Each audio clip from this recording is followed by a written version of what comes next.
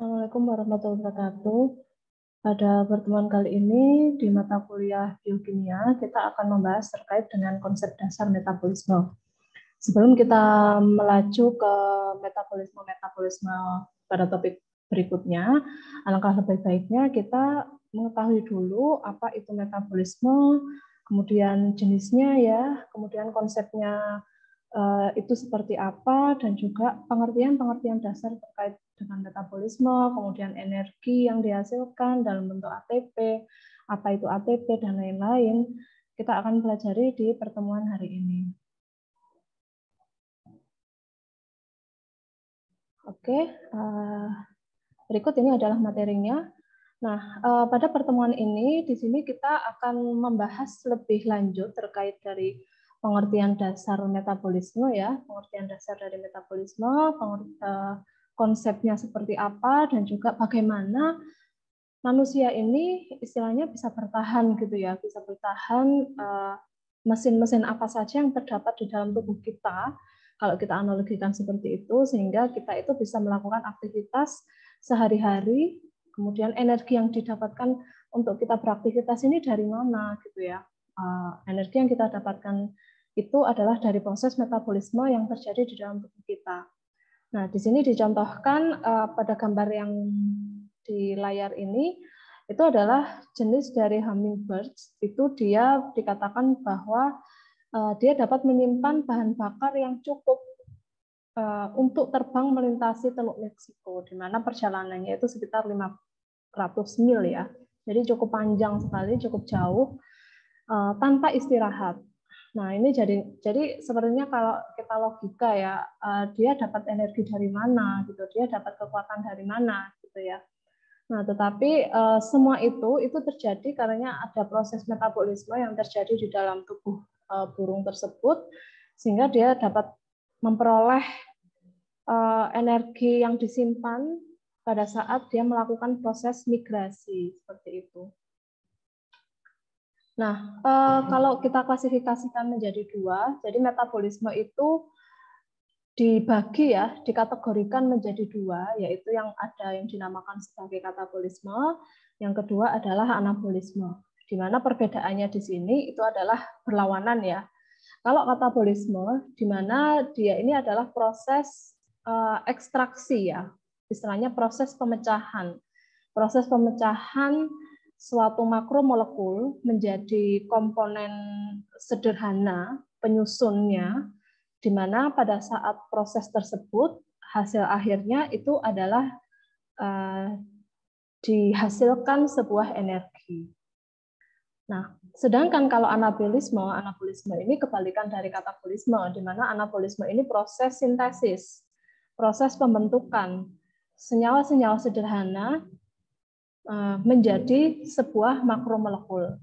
Di mana pada proses sintesis ini otomatis dia membutuhkan suatu energi untuk membentuk suatu makromolekul yang kompleks, itu pasti akan dibutuhkan suatu energi. Sehingga pada skema yang di tengah ini dia dituliskan energinya input, atau dibutuhkan suatu energi untuk menyusun senyawa-senyawa sederhana menjadi senyawa yang kompleks. Nah, di sini diperlihatkan ada 3 tahap ya, tahap pertama, tahap kedua, dan tahap ketiga, di mana pada setiap tahap itu adalah proses pemecahan ataupun proses penyusunan, tergantung dari jenis metabolisme yang terjadi. Kalau katabolisme itu mulai dari makromolekul, dari bentuk yang kompleks, dari bentuk polimer, seperti contohnya kalau makromolekul itu kan ada protein, kemudian ada asam nukleat, polisakarida, dan juga lipid. Pada tahap tersebut, kemudian masuk ke tahap kedua, dia akan dipecah menjadi monomernya. Jadi kalau protein, monomernya adalah asam amino ya, kemudian karbohidrat, monomernya adalah gula, lipid adalah asam lemak dan gliserol, kemudian asam nukleat itu adalah nukleotida. Nah, kemudian pada tahap ketiga itu akan terjadi proses pemecahan kembali di tahap katabolisme, di mana senyawa-senyawa monomer akan dirubah menjadi senyawa intermediate atau metabolit intermediate, akan dirubah menjadi pirufat, asetil-CoA, kemudian yang akan nanti masuk ke siklus asam sitrat, Dan proses selanjutnya pada tahap ketiga ini, kalau katabolisme, dia akan dihasilkan energi, di mana energi ini yang dibutuhkan oleh tubuh untuk melakukan aktivitas, dan juga molekul-molekul sederhana. Nah, sedangkan anabolismenya, kalau anabolisme adalah kebalikan dari katabolisme. Mulai dari senyawa sederhana, dengan bantuan energi, dia akan dirubah menjadi senyawa intermediate, senyawa atau senyawa perantara ya, karena di mana senyawa perantara ini bisa masuk ke semua siklus dan juga jalur metabolisme yang ada di dalam tubuh. Kemudian dari senyawa perantara atau intermediate ini dia akan dirubah menjadi bentuk monomer. Bentuk monomer akan disusun lagi, disintesis lagi hingga menjadi bentuk polimernya seperti itu. Nah, jadi metabolisme sendiri itu adalah semua reaksi, keseluruhan reaksi yang terjadi di dalam sel, meliputi baik itu proses penguraian maupun proses sintesis dari sebuah molekul kimia ataupun seluruh reaksi molekul kimia yang terjadi di dalam tubuh dan menghasilkan atau membutuhkan panas, atau dalam arti di sini adalah energi ya, di mana semua proses rangkaian tersebut dari proses metabolisme itu selalu dikatalis atau dibantu oleh sebuah enzim atau beberapa enzim ya, tergantung dari jenis reaksinya. Nah, di sini sama ya pengertiannya dengan tadi katabolisme dan anabolisme, di mana Pak kalau kita lihat pada panahnya ini seperti panah anabolisme ya, karena panahnya ini ke atas dari molekul-molekul yang sederhana seperti karbon, hidrogen, oksigen, nitrogen, fosfor, dan juga sulfur yang ada di dalam tubuh kita, di mana senyawa-senyawa simpel dan sederhana itu dia akan berubah menjadi senyawa metabolit intermediate ataupun senyawa perantara ya dalam metabolisme, akan dirubah menjadi ketoasid, kemudian ribosan nitrogen, pirufat, dan juga asam asetat pirufat, di mana masing-masing senyawa tersebut dia akan menghasilkan monomer-monomer dari sebuah makromolekul, kemudian akan disintesis kembali, akan disintesis selanjutnya ya, diteruskan menjadi protein, asam nukleat, polisakarida, dan juga lipid. Nah, kemudian di mana semuanya ini akan membentuk suatu supramolekul atau istilahnya ya molekul yang sangat besar ya, yang sangat kompleks. Nah, di sini adalah peran dari energi atau chemical energi ya, yang dibutuhkan maupun yang dihasilkan selama proses metabolisme. Jadi pada saat katabolisme ini menurut tanda panah dia akan ke kanan ya, ke arah sumber energi. Bisa dikatakan dia adalah dihasilkan pada saat katabolisme. Di mana reaksinya dia adalah eksergonik dan juga oksidatif. Dia akan dihasilkan ATP, kemudian NADPH, sejenis dari ATP ataupun jenis-jenis lainnya dari ATP, suatu energi kimia. Sedangkan kalau anabolisme, di sini dia mengalami reaksi reduktif atau endergonik. Pada prosesnya dia mengkonsumsi energi atau dibutuhkan suatu energi dalam reaksi sintesis makromolekul tersebut. Nah, ini jika kita bandingkan ya antara katabolisme dan juga anabolisme, di mana metabolisme sendiri itu adalah semua reaksi yang terjadi di sel hidup. Sedangkan kalau kita lihat pengertiannya secara satu-satu ya, katabolisme ini adalah proses penguraian atau pemecahan molekul organik secara kompleks, nah, menjadi senyawa-senyawa substansi yang lebih sederhana, di mana pada prosesnya dia dilepaskan energi. Sedangkan anabolisme itu adalah reaksi sintesis ataupun membangun ya, untuk membangun substansi ataupun kelompok senyawa yang lebih kompleks, makromolekul yang lebih kompleks dari substansi-substansi sederhana, di mana pada prosesnya dia dibutuhkan suatu energi untuk membangun makromolekul tersebut. Nah, energi dari katabolisme yang dihasilkan dari proses katabolisme, dia akan digunakan untuk proses anabolisme. Jadi pada energi ini tuh bisa dikatakan di mana dia dihasilkan, maka pada saat itu dia akan dibutuhkan oleh reaksi yang lainnya, seperti anabolisme dan lain-lain. Nah, energi yang disimpan itu dalam bentuk ATP ya, dalam proses metabolisme.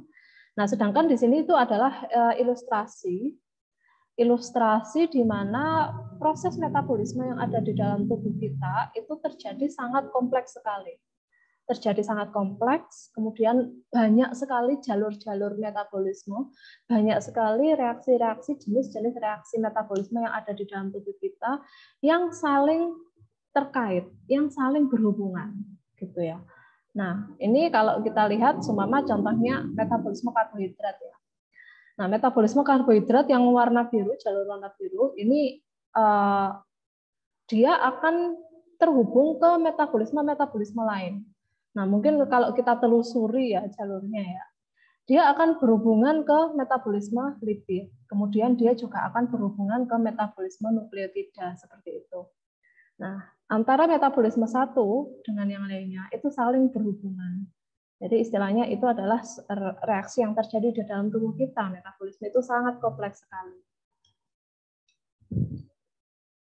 Oke, nah kemudian ini sedikit gambaran ya peran dari enzim, kemudian dan juga organ-organ yang berhubungan dengan proses metabolisme yang ada di dalam tubuh kita. Nah, di sini dicontohkan pada proses katabolisme seperti oleh bahan makanan yang mengandung lipid, karbohidrat maupun protein.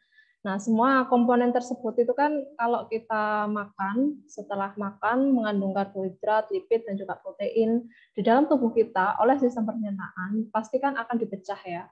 Jadi sistem pencernaan ini membantu tubuh untuk melakukan proses metabolisme, melakukan proses katabolisme.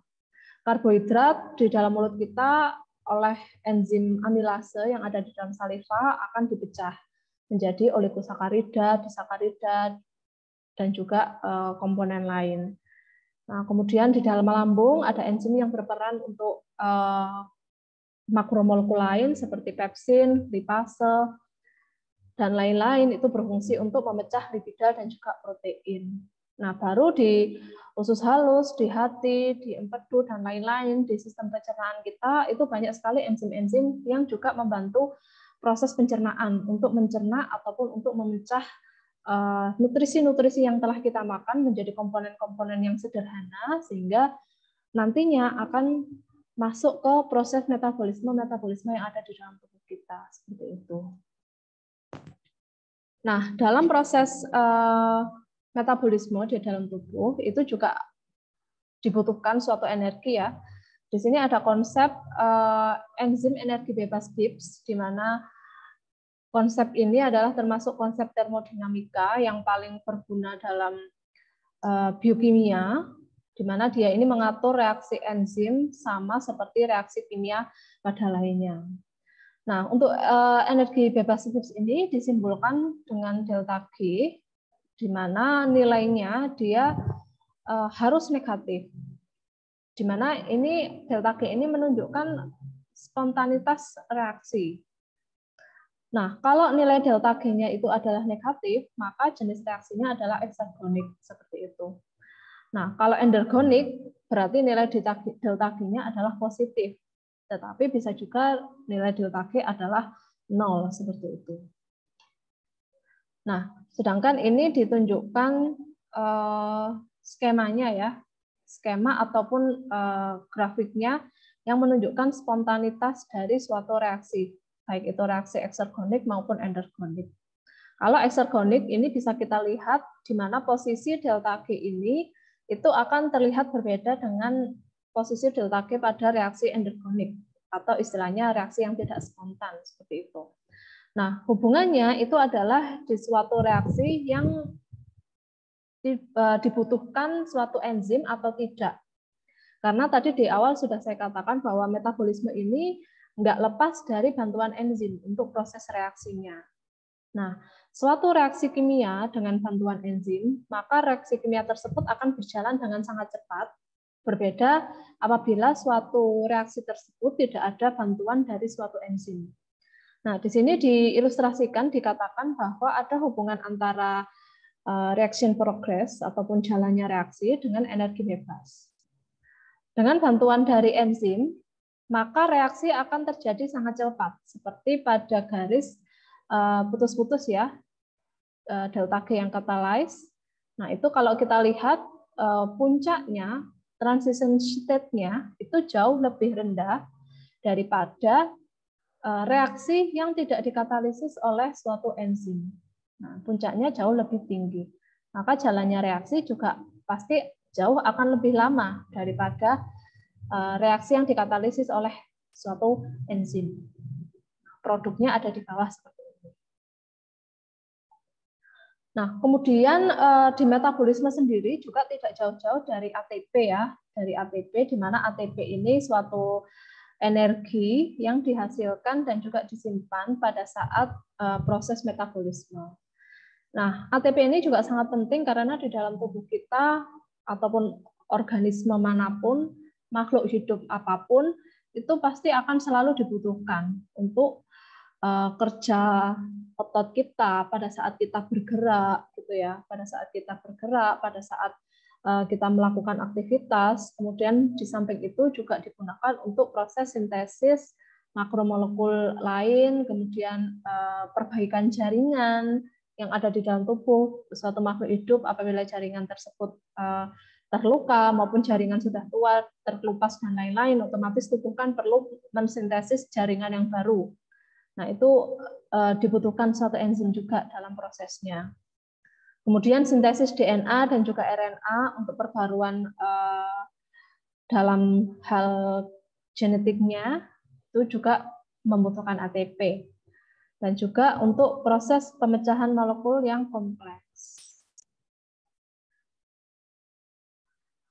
Nah, ini ATP sendiri ya, kalau disingkat kepanjangannya kan itu adalah adenosin trifosfat, di mana dia adalah termasuk senyawa kimia organik kompleks yang menyediakan energi untuk mendorong banyak proses dalam sel hidup. Misalnya adalah kontraksi otot, kemudian proses rambatan impuls saraf yang ada di dalam otak kita, kemudian dan juga sintesis kimia, di mana dia ini ATP ini termasuk molekul yang kaya dengan energi. Nah, ATP tersebut itu terus-menerus dia dibentuk dari ADP atau adenosin difosfat.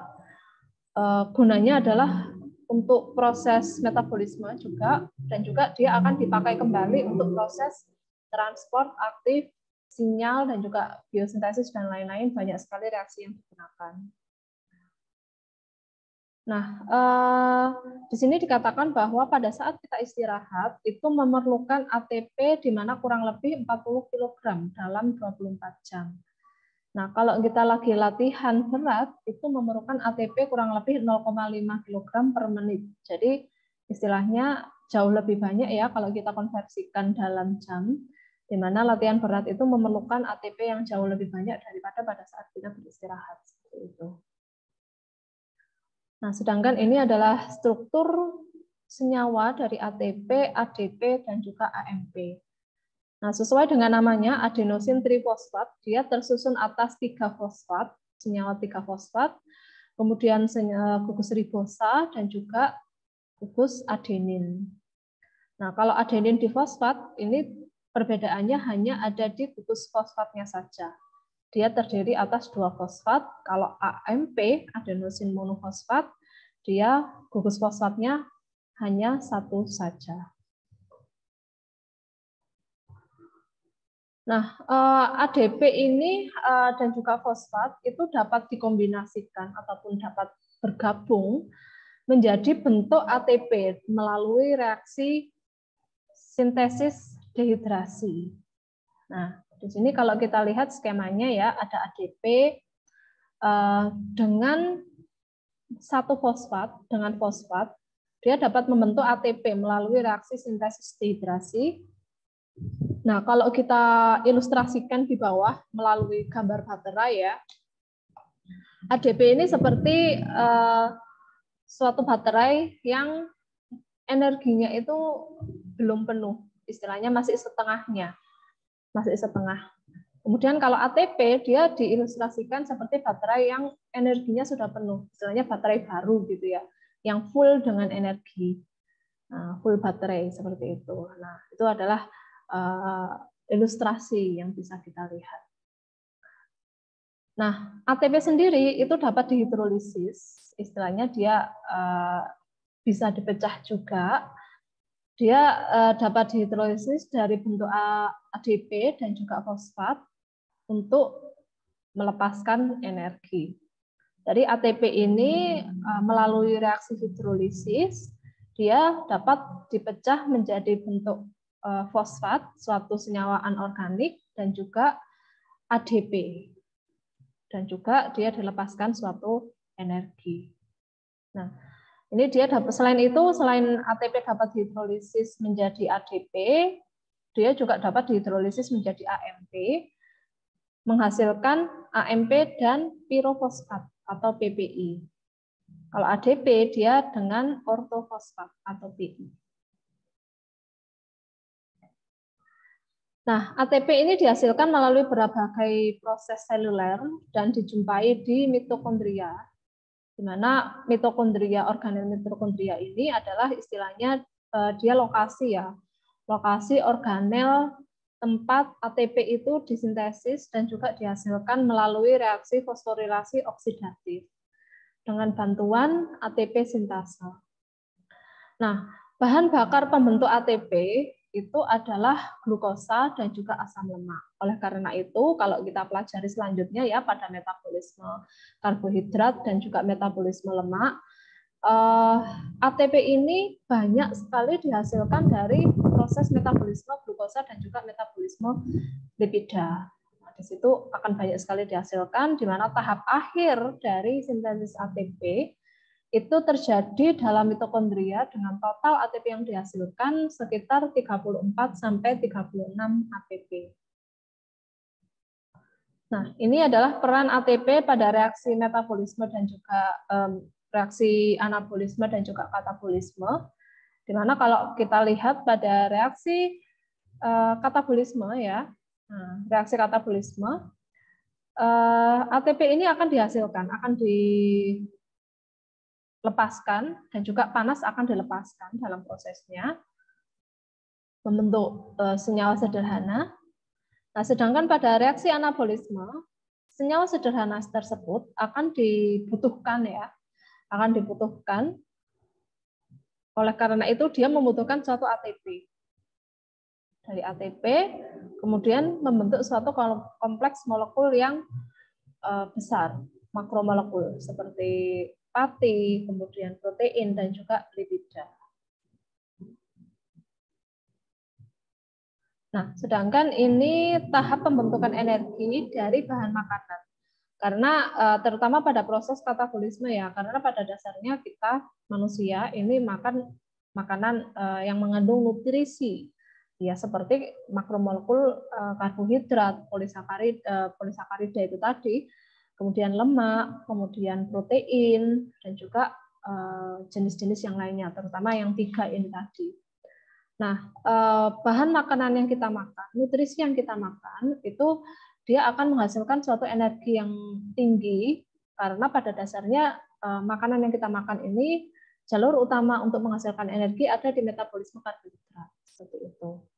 Nah, di sini pada tahapannya ada tahap 1, tahap 2, dan juga tahap 3. Pada tahap 1, ini proses pemecahan menjadi monosakarida.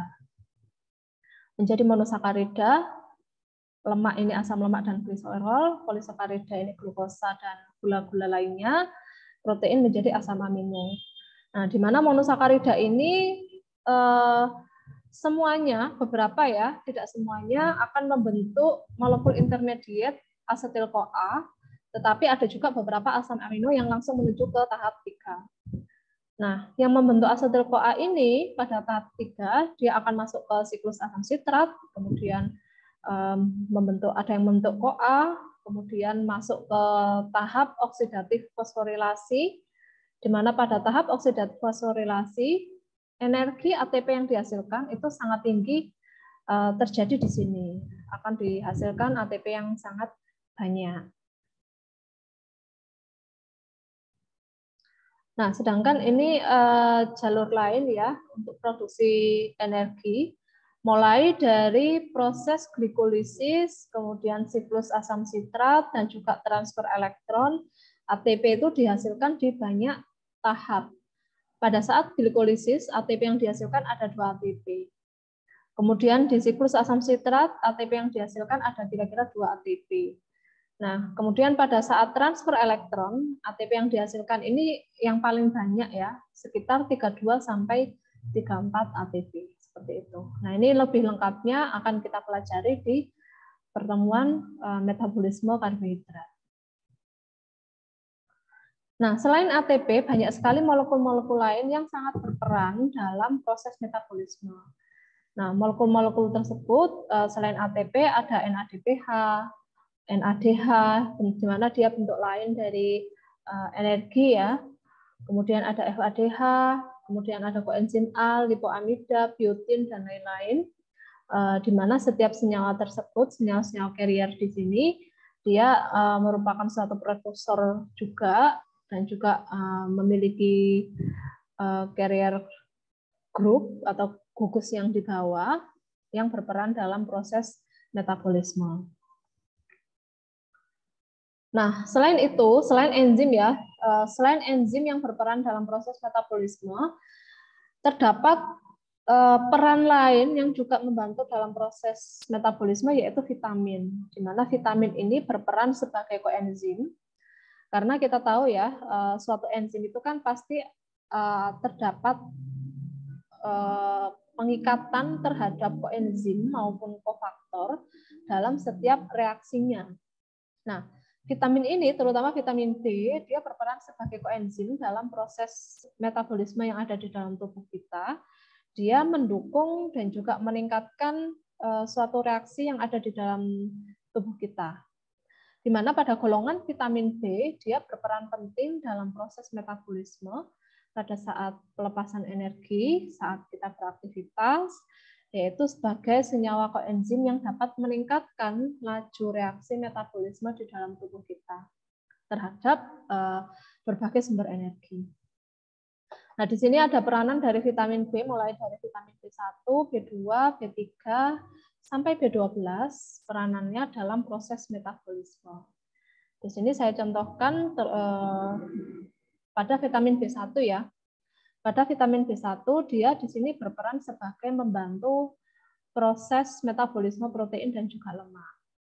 Dia perannya di situ. Kemudian contoh lain seperti vitamin B3, dia ini berperan dalam metabolisme karbohidrat untuk menghasilkan energi dan juga metabolisme protein dan juga lemak.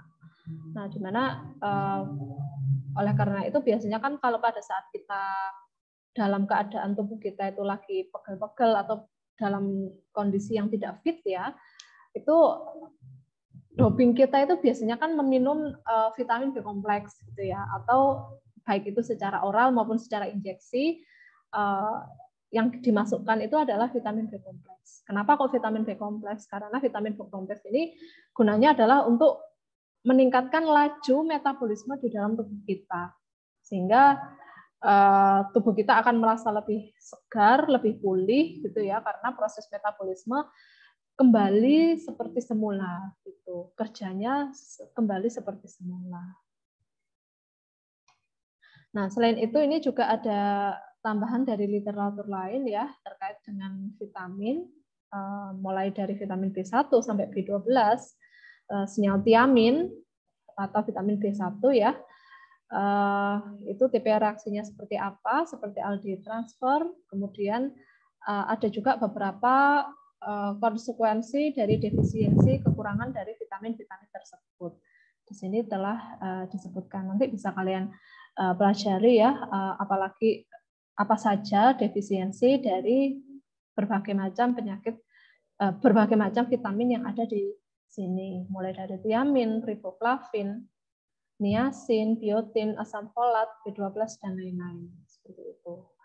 Nah, selain itu ada juga non-koenzim vitamin atau istilahnya vitamin yang bukan berperan sebagai koenzim, seperti vitamin A, vitamin C, vitamin D, vitamin E, dan juga vitamin K. Nah, Ini juga meskipun dia bukan sebagai non-koenzim, tetapi dia juga berperan sebagai pembantu dalam proses metabolisme dan juga proses yang terjadi di dalam tubuh kita. Dimana contohnya seperti vitamin C, dia fungsinya adalah sebagai antioksidan ya, yang sangat penting dalam tubuh kita. Kemudian dan juga ini ada tabel defisiensinya pada orang yang kekurangan vitamin-vitamin tersebut. Seperti itu. Nah, oke, mungkin itu saja yang bisa saya sampaikan pada pertemuan kali ini. Selebihnya mungkin apabila ada pertanyaan silakan menuliskan pertanyaan pada kolom komentar atau mungkin bisa langsung mewakili saya juga bisa. Kira-kira seperti itu saja. Semoga bermanfaat pertemuan ini bagi kita semua. Saya akhiri. Akhirul kalam. Wassalamualaikum warahmatullahi wabarakatuh.